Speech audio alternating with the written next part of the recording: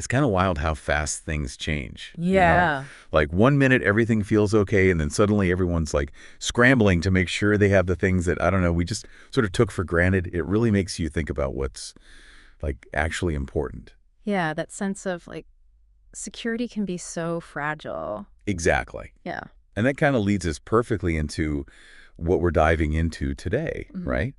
Um, you wanted to take a closer look at this whole thing with the huge jump in people wanting abortion pills and emergency contraception, like right after Trump won the election. Mhm. I mean, everyone's talking about it, but we want to like go deeper, figure out like what's behind all this anxiety and what it tells us about the bigger picture of like reproductive healthcare. So we've got news articles, we've got like opinions from experts, even some stats Right. to make sense of it all. It's a topic that, gets some pretty fundamental questions about individual rights, healthcare access, all that.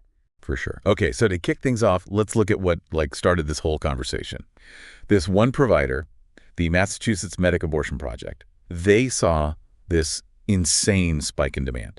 We're talking going from an average of like 130, 140 intake forms per day, over 1,000 the day after the election. Wow. Yeah. That's a massive increase. And we're seeing the same thing, like everywhere. Other providers like 8Access, Hey Jane, WISP, they've all said they're getting way more requests for abortion pills. It's not just like anecdotal either, right? The online pharmacy, WISP, reported like a 1,000% increase in emergency contraception purchases between November 5th and 6th. 1,000%. That's got to be a sign that something big is going on, don't you think? Yeah, absolutely. It's not just a random thing. It's a big shift in how people are like acting. Right. And the thing that's really interesting to me is that it shows like people are being proactive, they're thinking ahead about potential changes and trying to make sure they can still get reproductive health care while they can. Okay, so we see people like reacting, but I don't know, this feels kind of different, right? Like it's not just about stocking up. There's like this sense of urgency. What makes this moment so, I don't know, crucial? I think it really comes down to uncertainty about like the future of reproductive health care under a Trump administration, and this isn't just like people guessing. There's a lot of history feeding these fears. Okay, so let's break that down a little. Like what specific concerns are driving all this? Well, the stuff Trump did before, especially appointing those conservative Supreme Court justices, that's already had a huge impact on reproductive rights, right? Overturning Roe v. Wade, that was a major turning point. And it basically created this ripple effect of like uncertainty and worry. Right. And it's not just the Supreme Court. Weren't there things Trump said during his campaign that made people worry about potential restrictions on contraceptives too? Oh, yeah, for sure. Those statements, on top of what he'd done before, it created this atmosphere of like fear and uncertainty. I mean, there's this one doctor, Dr. Brittany Klein from Northwestern Medicine. She says she saw a big increase in appointments for like contraceptive counseling and getting long-acting contraceptives like IUDs put in. So they're like thinking long term.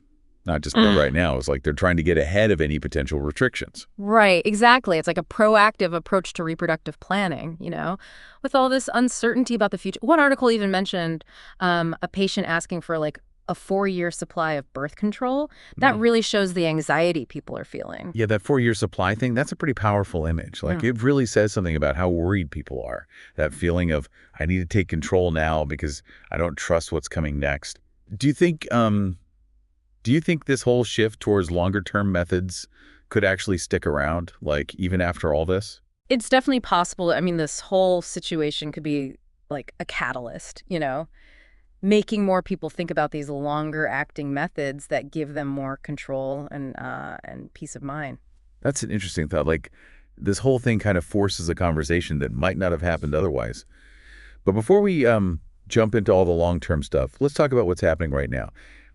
It seems like when it comes to getting Plan B, not all pharmacies are like the same. You're right. There's this huge difference between the big chain pharmacies and the smaller independent ones. Yeah, and we're not just talking about whether they like have it in stock or not. There's also the issue of, I think they call it complete accessibility, right? Right, exactly. Complete accessibility means you can just like get Plan B. No age restrictions, no needing an ID, no having to ask someone for help. It's just like right there. And when you look at the numbers, the difference between the two types of pharmacies is like really clear. Oh, yeah. One study found that over 76% of chain pharmacies had Plan B. but only around 14% of independent pharmacies did. And when it comes to complete accessibility, almost 47% of chain pharmacies had it, compared to like just 2.7% of independent pharmacies. So even if you can find it, there might be all these like hoops to jump through. Why is that? Is it just supply and demand, or is there like more to it? It's complicated, but one thing is that chains and independent pharmacies have totally different policies and procedures. Chains usually have like standardized rules and they can buy more stuff at once, so it's easier for them to stock things like Plan B. Independent pharmacies, though, they might have more logistical problems and maybe less money. So it's not just about individual choices like what people want to buy. There's this whole system that's making it harder for some people to get access. Exactly. And when you think about the bigger picture, it makes you worry about like healthcare disparities in general. A lot of independent pharmacies serve rural communities where it's already hard to get healthcare. So not being able to get Plan B easily could make those inequalities even worse. Yeah, that's a really important point. It's not just annoying. It's a potential health equity issue. Yeah. Okay, so we've got this huge increase in demand and these problems with access.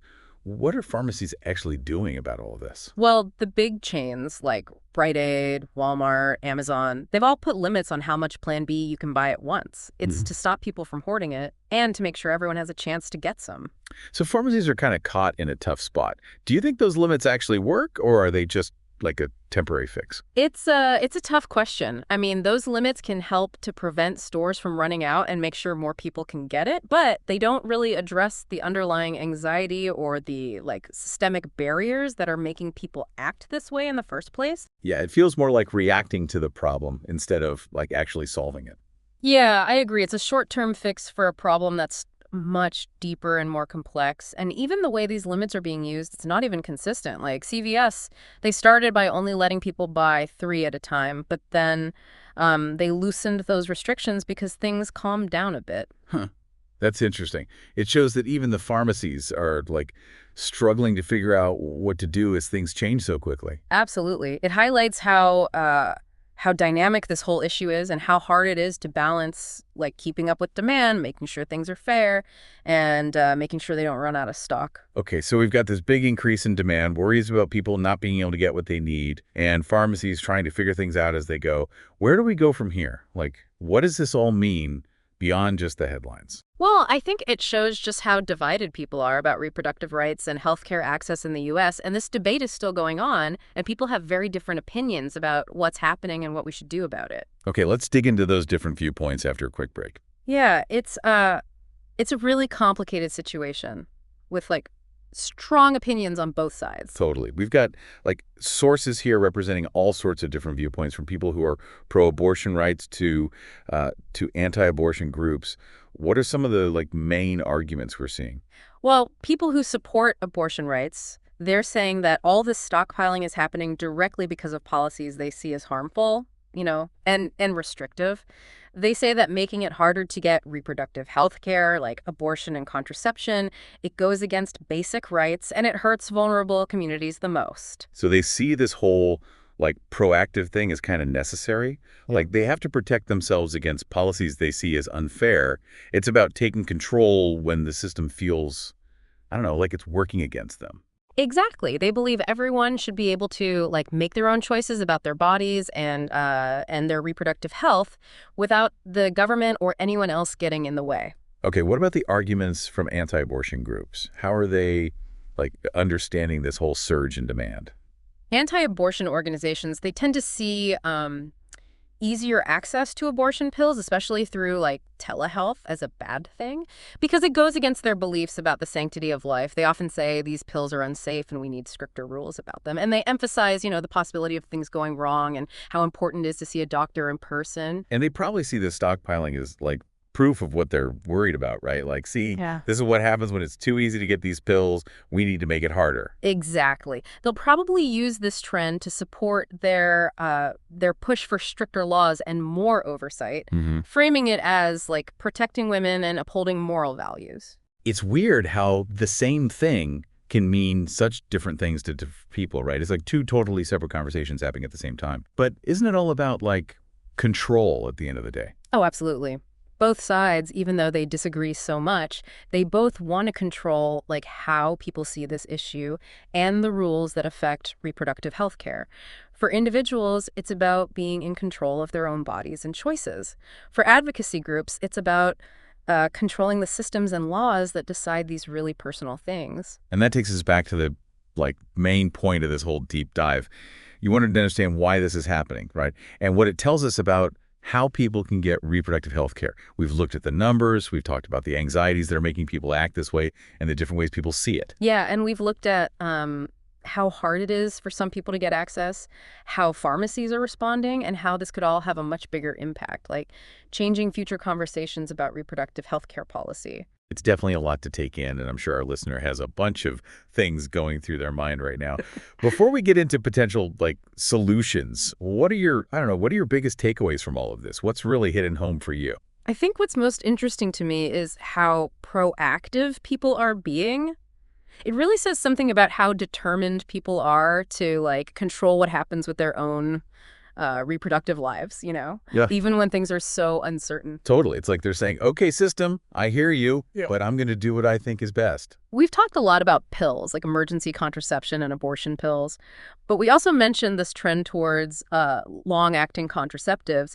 I kind of want to explore that a bit more. What does this move towards things like IUDs and other long-term methods say about what people are worried about? It shows that people want more control and peace of mind for a longer period of time. When things are so uncertain, they're choosing things that make them feel more secure for longer.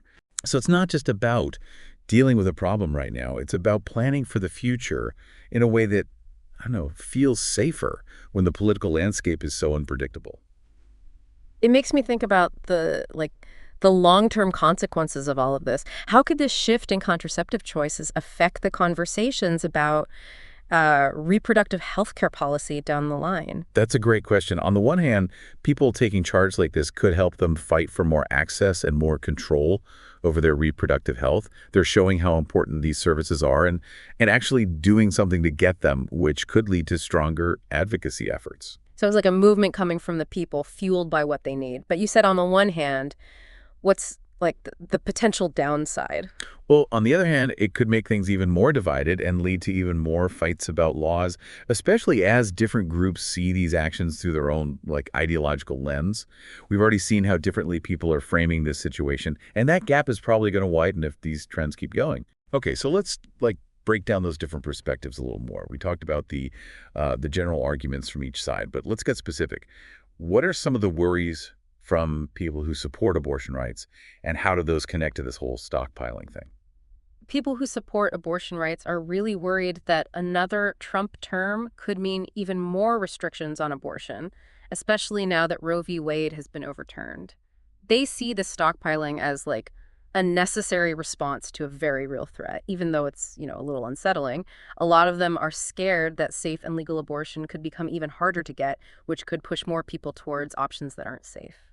So it's not just about convenience or what people prefer. Yeah. It's about making sure people can get safe health care when those options are being threatened. Exactly. They see this proactive behavior as a way to minimize the harm from policies they see as discriminatory and dangerous.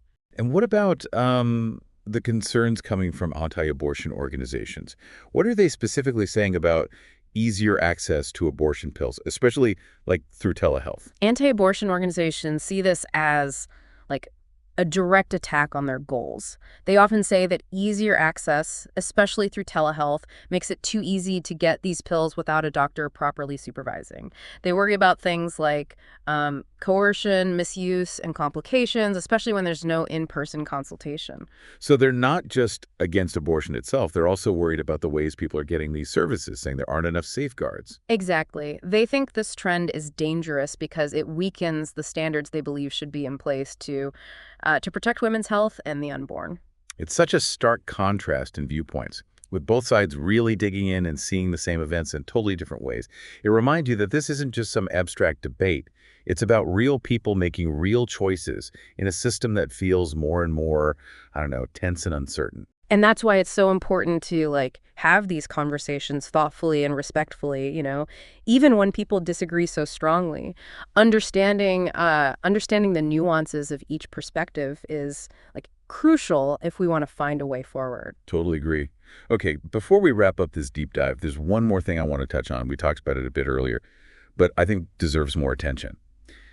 We've seen how technology, especially telehealth, is already making it easier for people to access reproductive health care. But what if things go the other way? Like, what if, with all these potential restrictions, technology becomes even more important for making sure people can get the care they need? That's a really important question. If it gets harder to get healthcare in the traditional ways, technology could become like a lifeline for people who need reproductive healthcare. Telehealth could give them access to information, consultations, even medication in places where clinics are like scarce or facing legal barriers. So it's like a digital safety net, a way to get around obstacles in the real world, both physical and legal. Right, exactly. But it also makes you wonder about like fairness and access. Not everyone can get online easily or knows how to use these platforms well enough. That's a crucial point. So even though technology has so much potential, we have to make sure it doesn't make existing inequalities even worse. Absolutely. If we want to use technology to its fullest potential here, we have to fix the digital divide and make sure everyone can get online. It's like another layer of complexity on top of an already complicated situation. Hmm. But I think it shows how important it is to be creative and like proactive about protecting access to reproductive health care, no matter what happens in the future. So until next time, keep exploring, keep asking questions, and keep the conversation going. Absolutely. And remember, knowledge is power.